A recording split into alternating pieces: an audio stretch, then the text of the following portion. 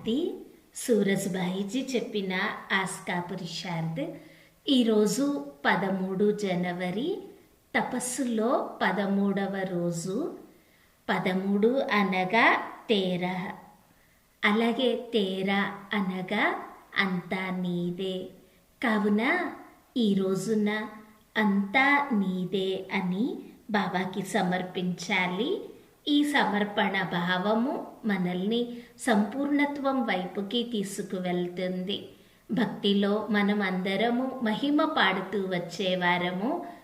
ప్రభు, తనువు, మనసు, ధనము అంతా నీదే అని. ఇప్పుడు దానిని ప్రాక్టికల్గా తీసుకురావాలి.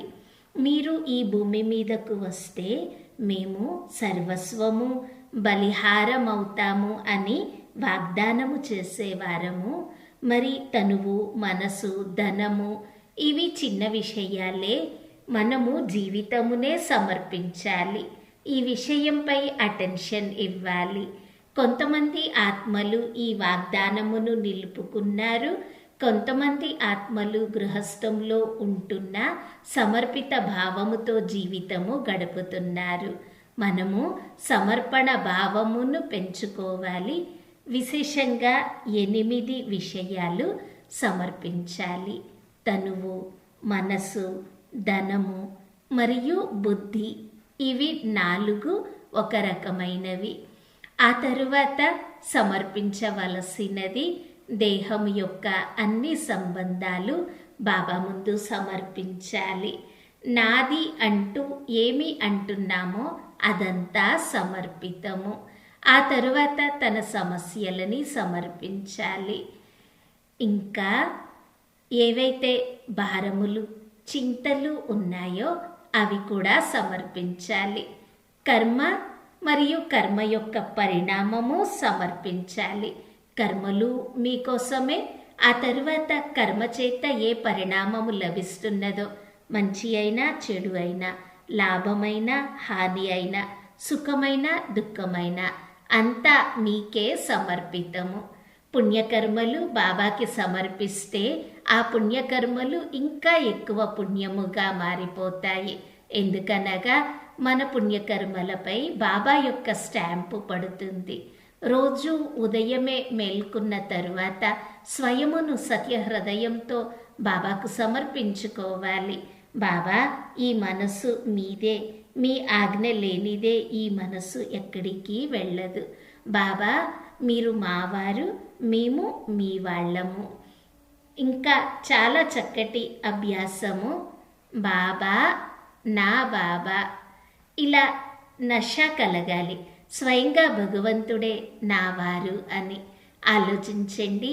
భగవంతుని గురించి ఏమని ఊహిస్తూ ఉండేవారము, ఏమని వినేవారము, భగవంతుడిని తెలుసుకోవాలని ఎన్ని ప్రయత్నాలు చేసేవారము, ఎంత వెతికాము. గ్రంథాలు, వేదాలు, శాస్త్రాలు అన్నీ చదివాము. కానీ భగవంతుడిని ఎవ్వరూ పొందలేదు. మరి ఎప్పుడైతే స్వయంగా తనే వచ్చి నేను ఎవరిని అనేది చెప్తూ ఉంటే మనకి ఏమని అర్థమైంది అంటే మనవారే అని. నా బాబా. మరి ఇంతకుముందు ఎలా ఆలోచించేవారము, ఇప్పుడు బాబా ఏమని చెప్తున్నారు? మరి మనము అందరము సమర్పణ భావమును స్వీకరించి బాబాని తన వారీగా చేసుకోవాలి. ఏదైతే బాబా ముందు సమర్పిస్తామో దానికి ప్రతిఫలము పద్మాల రెట్లు అవుతుంది. వాస్తవంగానైతే దాని గురించి లెక్క కూడా చెప్పలేము. ఎంత చౌక బేరము ఇది. సమర్పణ భావమే మనల్ని సంపూర్ణంగా చేస్తుంది. భగవాను వాచ, మీరు సంపూర్ణంగా సమర్పితమవుతే పూర్ణ స్థితికి చేరుకుంటారు. మరి ఈరోజు చక్కటి అభ్యాసం చేద్దాము. నేను ఆత్మను, ఈ దేహంలో అవతరించిన ఆత్మను. ఈ దేహానికి స్వయమును పూర్తిగా భిన్నంగా చూసుకోవాలి.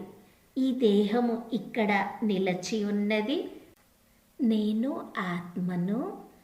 నెమ్మదిగా పైనుండి దిగుతూ ఈ శరీరంలో భృకుటి సింహాసనంపై నిలచి ఉన్నాను. కళ్ళతో ఈ ప్రపంచమంతటిని చూస్తూ ఉన్నాను.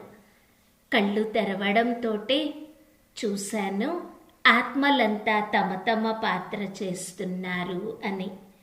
చెవులతో ఆత్మను వింటున్నాను. నోటితో మాట్లాడుతూ ఆత్మలందరినీ శాంతపరుస్తూ ఉన్నాను. అందరికీ పరమాత్మ సందేశమును ఇస్తూ ఉన్నాను. ఆత్మలందరికీ గమ్యము, మార్గము అనుభవమవుతూ ఉన్నాయి. నేను ఆత్మను, ఈ దేహంలో అవతార మూర్తిని. నా దివ్య కార్యములన్నీ పూర్తి చేసి నేను ఆత్మను నా ధామానికి తిరిగి వెళ్తూ ఉన్నాను. శాంతిధామానికి చేరుకున్నాను. ఈ దేహంలో నేను అవతరించాను. ఈ ప్రపంచంలో పుణ్య ప్రవాహము ప్రవహింపచేయుటకు, ఈ ప్రపంచమును పావనంగా చేయుటకు, మరలా దైవీ స్వరాజ్య స్థాపన చేయుటకు, బాబాతో పాటుగా నేను ఆత్మను కూడా బాబా యొక్క శ్రేష్ట కర్మలు, దివ్య కర్మలలో సహాయకారిగా ఉన్నాను. ఈ రోజంతా ఇలా అభ్యాసము చేస్తూ ఉందాము. తపస్సును పూర్తిగా పరివర్తన చేస్తూ కేవలం నేను ఆత్మను, దేహమే లేదు అనే స్థితికి చేరుకుందాము. సాయంత్రానికల్లా అసలు ఈ దేహము లేనే లేదా, కేవలం నేను ఆత్మను అనే అభ్యాసంలో స్థిరపడదాము. ఓం శాంతి.